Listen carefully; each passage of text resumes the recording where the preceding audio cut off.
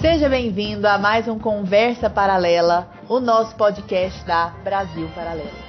Como sempre, estou aqui com meu amigo querido Arthur Morrison. Muito boa noite a todos, boa noite, Lara. Como sempre, né? Porque não dá pra mudar. Gente, que absurdo! Não, já começou me ofendendo. Teve um episódio que eu falei, como sempre estou aqui do lado de Lara Brenner, e ela, não tem como mudar mesmo. Não precisava falar, deixa que eu falo Tudo isso. É uma alegria estar ao seu lado, Arthur Morrison. Alegria toda minha, Lara Brenner. Que falso, meu Deus do céu. Gente, ele é assim, tá? Não repara não. Estamos aqui com Karen Neri, uma querida fundadora do movimento Pais de Olho no Material Didático. Seja muito bem-vinda, Karen. Que alegria estar com você aqui, viu? Obrigada, prazer é meu. E com Isabela Arruda, essa princesa de 15 aninhos, fundadora do Grupo Veritas, grupo de estudo, e que começou a movimentar seu Instagram profissionalmente há mais ou menos um ano, né, Isa? Porque não tinha com quem conversar sobre os assuntos que interessavam a você. E aí você começou a movimentar seu Instagram, foi isso mesmo? Foi exatamente isso. Ano passado. Um ano e pouquinho. Karen, seguinte, você é fundadora do movimento Pais de Olho no Material Didático, né? O que foi a chave, o que foi a questão que fez você querer começar a perscrutar esses materiais didáticos? Você falou assim, deixa eu ver isso aqui, página 1, 2, 3, porque às vezes a coisa que você estava procurando estava ali na página 497, né? E quis se debruçar sobre o material didático inteiro dos seus filhos, ou não foi dos seus filhos. O que te fez despertar para isso? Bom, primeiro eu gostaria de agradecer o convite, né? Para mim é uma honra estar aqui nessa empresa que eu admiro demais, com esses dois profissionais que eu adoro. E a minha história, ela começou na pandemia. Eu sempre fui uma mãe presente, eu fazia mais ou menos o que chamam de homeschooling parcial, né? Uhum. O meu filho vai à escola. E aí, com a pandemia, nós ficávamos muito tempo na fazenda, né? Porque eu sou veterinária, para quem não sabe, eu sou veterinária. Então, nós ficávamos muito tempo na fazenda, eu tinha que olhar o material didático para ver o que eu teria que levar para a fazenda. E aí, um belo dia, estava com tempo, né? Vou separar aqui o que tinha que ver. E eu percebi uma pauta ambiental que eu não gostei, né? Então foi totalmente um acaso, assim. Eu já olhava, já tinha encontrado algumas coisas, mas não era não era aquele análise. Não ficava vigiando, né? Não. Aí eu encontrei, e foi no final do ano. Eu encontrei uma pauta ambiental, por ser veterinária e pecuarista. Vou falar assim, mentiras relacionadas ao agronegócio. Não gostei. Aí eu falei, opa, peraí, se tem... E na época, eu estava estudando sobre globalismo. Estava estudando sobre a agenda da ONU 2030. E aí eu sentei e falei, não, agora eu vou olhar tudo, né? E comecei a olhar. Aquela pulguinha atrás da orelha, né? Aí eu encontrei a agenda 2030 da ONU inteira no material didático do meu filho. Olha só, né? Maravilhoso. E não aguentei, marquei com a diretora e ela não me escondeu nada. Ela falou, olha, Karen, isso não é uma impressão que você está tendo, nós temos que escolher um material didático e esse foi o que, dentro das possibilidades da escola, é o que era o melhor. E eu falei, então, mas e aí? O que eu faço? Ela falou, olha, continua fazendo o que você faz. Porque todos já me conheciam na escola, né? Por fazer esse trabalho junto aos meus filhos. Cheguei em casa convencida, falei, beleza, vou continuar, né? Mas eu falei, sacanagem, né? E ninguém vai ficar sabendo disso, ninguém vai falar nada. E eu abri o meu Instagram, que era particular, era privado, comecei a falar, e as pessoas pararam de me seguir no começo. Normal, né? Tipo, não quero saber disso. E aos poucos, assim, as mães começaram a me encontrar. E eu comecei a falar e analisar e pegar cada vez mais materiais didáticos e comecei a mostrar para as mães. E hoje vai ser bem interessante, né, Lara? Porque a gente está aqui com duas pessoas que são complementares, né, nesse Exato. assunto. A gente está com a Karen, né, do ponto de vista dos pais ali, observando como é que é esse material didático dos filhos. E a gente está aqui com a Isa também, né? Que ela está passando por isso. Ela está na escola ali, né? Ela passou por esse processo da escola. Estava no ensino médio, antes do ensino médio, né? Você estava no ensino médio? Ensino fundamental. No ensino fundamental ainda. E é porque eu esqueço, cara, ela é muito jovem. Eu fico, nossa, ela tem mais de 20 anos já, e ela é tudo que ela já fez já, né? E eu queria que você contasse como é que foi para você na escola, assim, esse primeiro contato aí com o progressismo, né, com a agenda mais voltada para a esquerda. E tem um caso aí que você saiu da escola. Como é que é isso? No meio do ano letivo, você saiu da escola? Como é que foi isso? Tem. Na verdade, a primeira vez que eu tive contato com o progressismo dentro do colégio, que eu me lembro, assim, bem, foi no 6º ano. Mas o que me marcou mesmo foi no 7º, no período da eleição. Porque virou agenda política, propaganda política dentro de sala. E eu me lembro, foi a primeira vez que eu briguei com o professor, inclusive. E desde então eu nunca tive muito papa na língua, não. O professor falava, eu perguntava. Não tinha problema com isso. Quando a pandemia chegou, eu comecei a estudar mais esses assuntos, bem mais do que antes. E eu falei, cara, isso aqui é muito pior do que eu imaginava, né? Existe um mecanismo por trás de todo esse progressismo dentro de sala. Não é só um professor específico. Então, vou me debruçar nisso aqui. Estudei isso... Você estava com quantos anos ali? Mais ou menos, assim. Era de 13 para 14, assim, nessa época. E você já tinha essas ideias de, tipo, alguma coisa não tá certa aqui? Eu já entendi, assim, no 7º ano eu já tinha completa noção de que o que os professores estavam me falando tinha alguma coisa errada ali, pelo menos os de humanas. E aí o que aconteceu, essa história, né, de sair do colégio, nesse ano entrei no ensino médio, e fui, de certa forma, fiquei surpresa, porque o diretor, ele não aceitava que eu produzisse conteúdo no Instagram do jeito que eu produzia. Que era como? A que ele se contrapunha? A primeira vez que ele me chamou lá foi porque eu conversava sobre esses temas com os meus colegas. Quais temas? Temas mais, por exemplo, Paulo Freire. Um professor foi com a camiseta do Paulo Freire para a sala. E essa história é até engraçada porque teve um horário vago no dia. E eu comecei a conversar com um colega, outro colega ouviu e virou uma rodinha, assim, né? Metade da sala ali comigo e eu falando de Paulo Freire. Eu até mostrei o terceiro documentário, a terceira parte do Pátria Educadora e tal. E aí, o professor, eu acho que acabou sabendo disso, o diretor, e ele ficou um pouco irritado. Por quê? Porque durante a aula, eu não ia brigar com o professor, porque o professor ali, ele estava numa posição de hierarquia maior do que a minha. E, querendo ou não, ele estava com o microfone. Quando ele quisesse tirar, ele tirava. Então, eu usava esses intervalos porque os meus colegas acompanhavam meu Instagram e queriam saber qual era a minha opinião acerca de certas coisas que os professores... só ouvir o contraponto. Era exatamente isso. Assim, eles queriam ver o outro lado, que eles viam que eu tinha. Isso, só um parênteses, era online? Não, era presencial. Eu comecei esse ano presencial. E depois fizeram umas reuniões com os meus pais, falaram que isso não era bom, porque eu tinha... Ele falou pra minha mãe o seguinte... o nível da Isabela não é de ensino médio, ela precisa baixar o nível dela para conversar com os colegas, porque senão ela vai criar um problema na cabeça deles. Ela vai criar uma confusão, porque o professor está dizendo algo e ela está dizendo outra coisa. Então, depois de umas 2 reuniões dessas, 2 chamados, eu optei por ficar completamente online. E mesmo online, deu problema. Eu era constantemente, assim, para não falar outra palavra, atiçada pelos professores. Os professores, eles viam o que eu comentava no meu Instagram e eles comentavam na sala de aula o contrário pra querer briga, assim. Eles vira e mexe, tinha eu e mais 4 pessoas, assim, no online. Ele virava e falava assim, e no online, tem alguém que não acredita no que eu tô falando, que não concorda? Sabe? Era na cara, daquele assim. jeito, bem olhando pra mim. E eu ficava calada. Muito adulto esse comportamento. Nossa, é impressionante. E eu ficava assim, calada. Até que teve uma semana que eu falei praticamente só sobre escola no meu Instagram. Fiz um texto, fiz uma live. E aquilo virou um problema, né? Na cabeça deles. Uma semana mais ou menos depois, no máximo 2, eles chamaram minha mãe para conversar e disseram, olha... Estamos convidando, Isabela.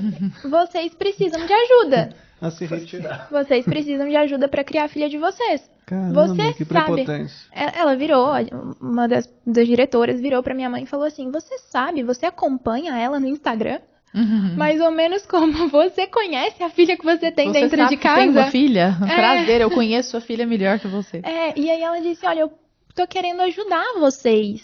Eu quero ajudar na criação dela, porque ela tá muito radical.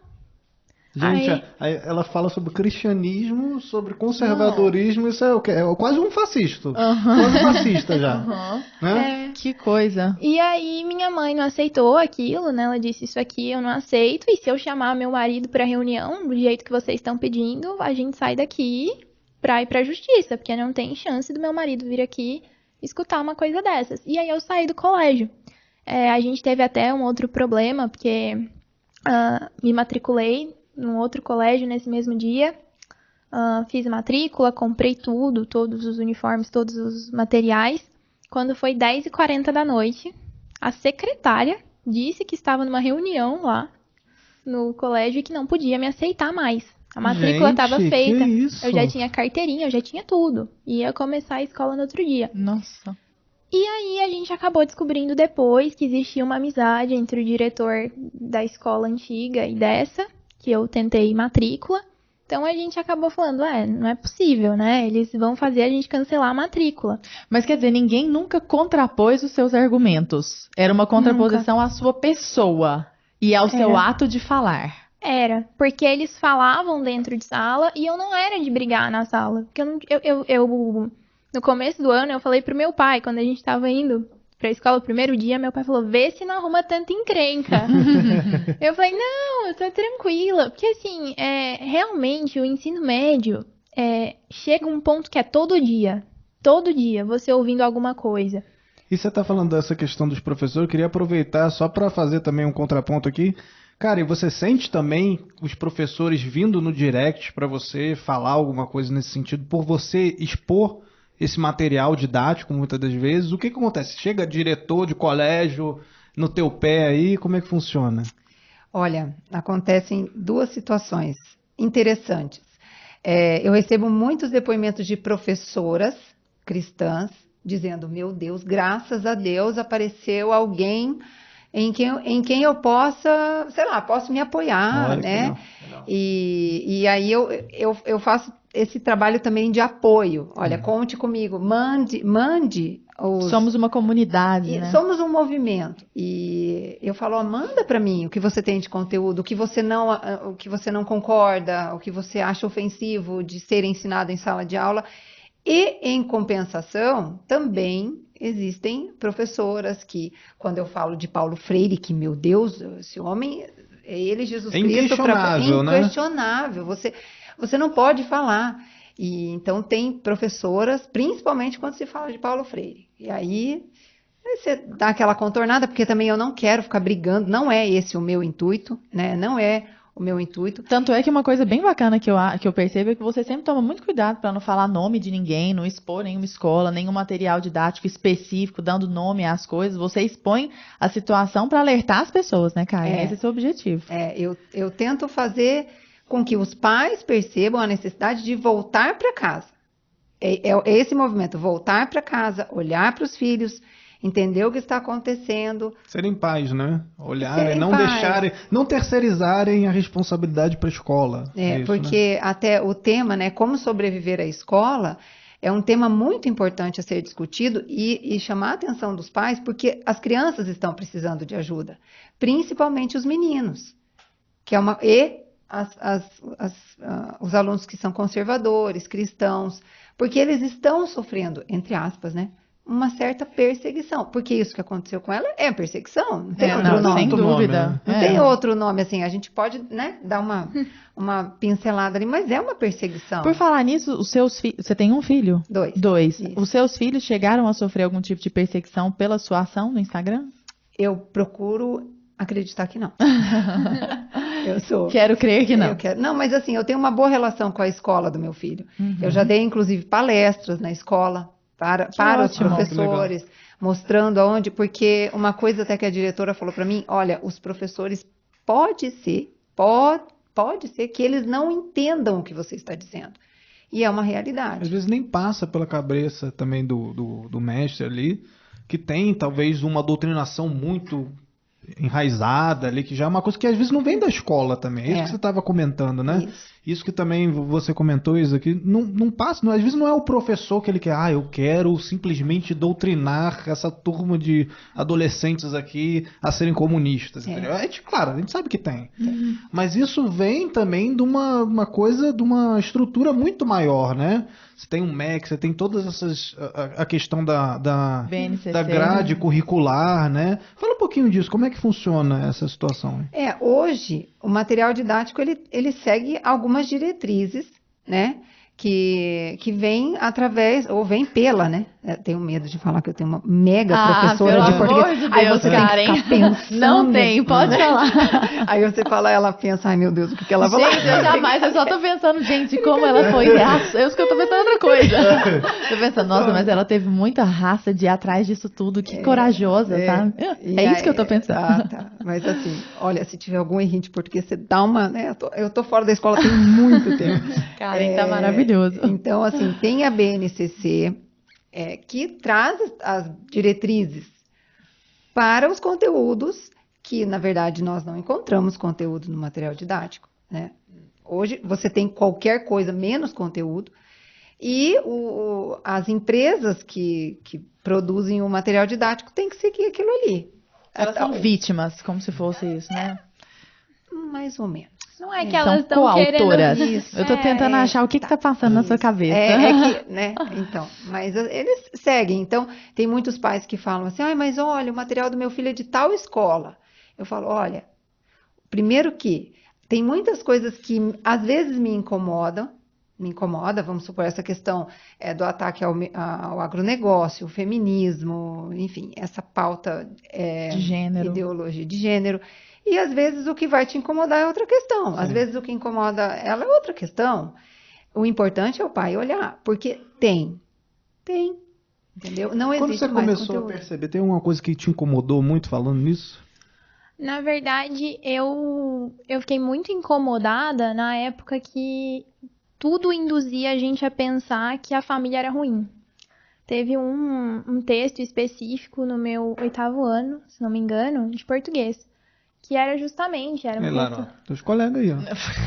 Era um texto pra gente fazer a interpretação, e o livro de português era um dos piores. Ele falava justamente, assim, que a criança...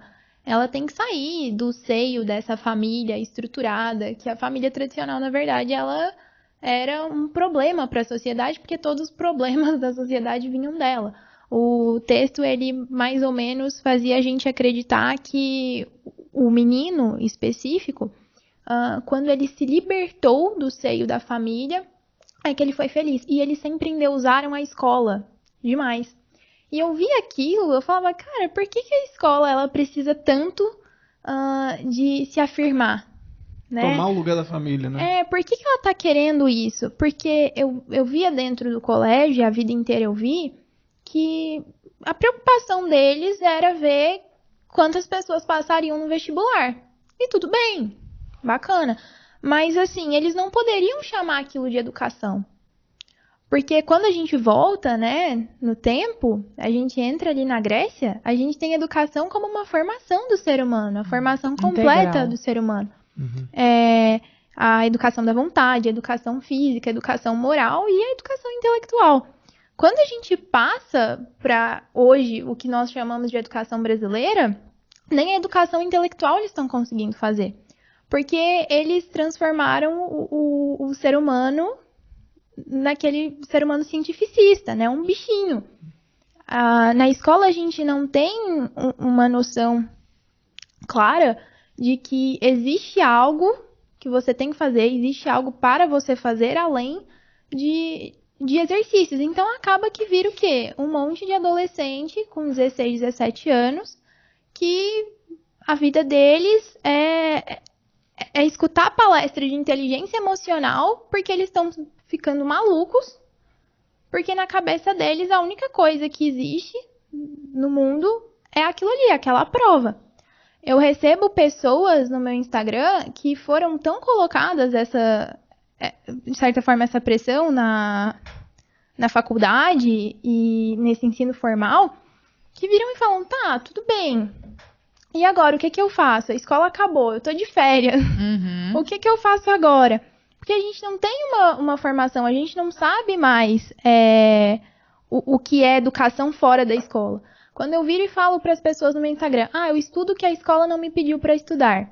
Mas o que é? O que a E escola, você né? estimula isso a As ponto pessoas- de ter seu grupo, né, Sim, Isabela? sim. As pessoas, o primeiro momento, quando elas chegam, é olhar e falar, mas por que você estuda alguma coisa além da escola? Por que você para estudar, sentar e estudar, se a escola não te pediu e não vai cair no vestibular?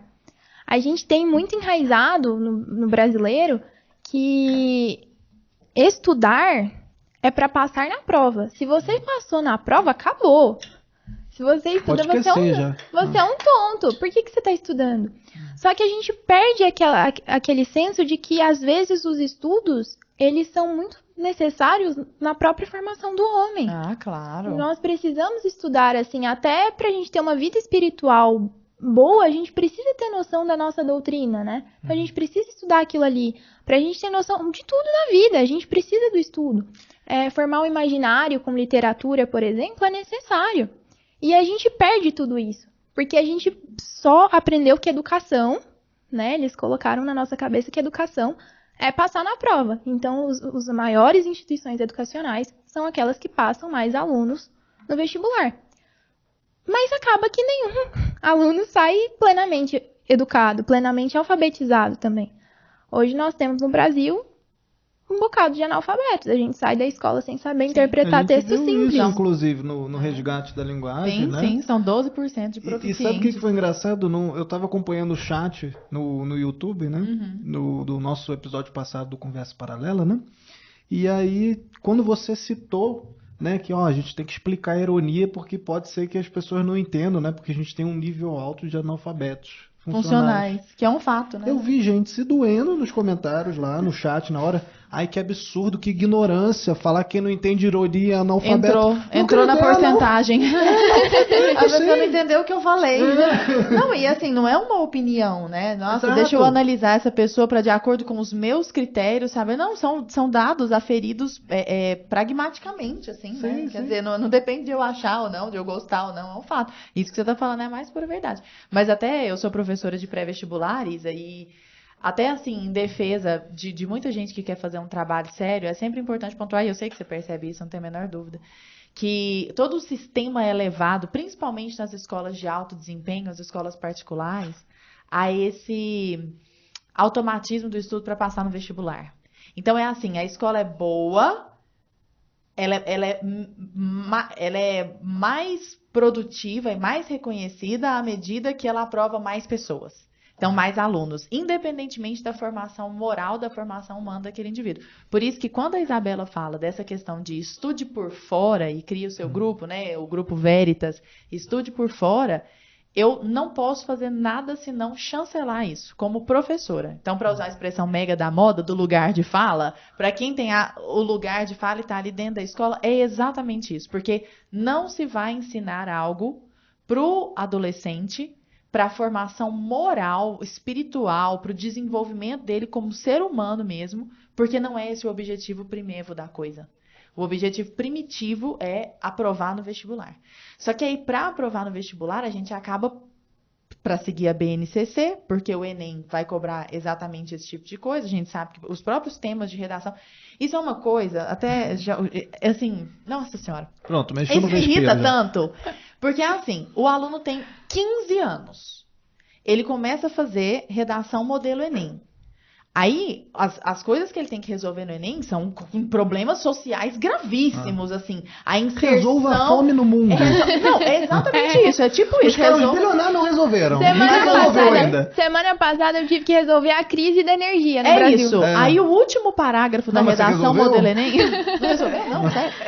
Porque o último parágrafo da redação modelo Enem é uma proposta de intervenção. E você não só tem que falar o que... Esse é o modelo, é uma forminha, né? É a coisa mais lobotomizada que existe, a redação modelo Enem. A grade de correção, você não vai responder só quem vai fazer o quê. Você tem que responder quem, qual é o Onde, agente, por quê, onde. vai fazer o quê, como, Para quê? E ainda dá detalhamento. Não, Como que é o detalhamento? Sinceramente, eu acho que os políticos, eles usam as redações dos adolescentes do Enem, entendeu? Porque pra ver se tem alguma ideia, eles pegam e falam, cara, agora vamos dar uma lida aí, como é que resolve a crise hídrica aí da parada? Exatamente. Aí eles leem lá pra ver se tem alguma ideia boa pra poder fazer, porque até agora nada, né? Isso é absurdo, porque aí cria-se, infunde-se no aluno a falsa sensação de que ele é um ser crítico o suficiente para dar conta de resolver os problemas da humanidade, sendo que ele não tem nem base, essa base que é feita por fora, porque ele não ganha essa base na escola. Então ele chega na escola sem nada e alguém fala assim, você tem que ser um cidadão crítico. Poxa, mas antes de ser um cidadão crítico, você tem que ter base. Então primeiro eu tenho a base, depois eu entendo o mundo, depois eu critico o mundo, né? E uma coisa, Karen, nesse processo sobre o qual nós falávamos agora há pouco, né, dessa feiura dos materiais didáticos, às vezes não é nem só dos materiais didáticos, mas é o despreparo do professor que está ali.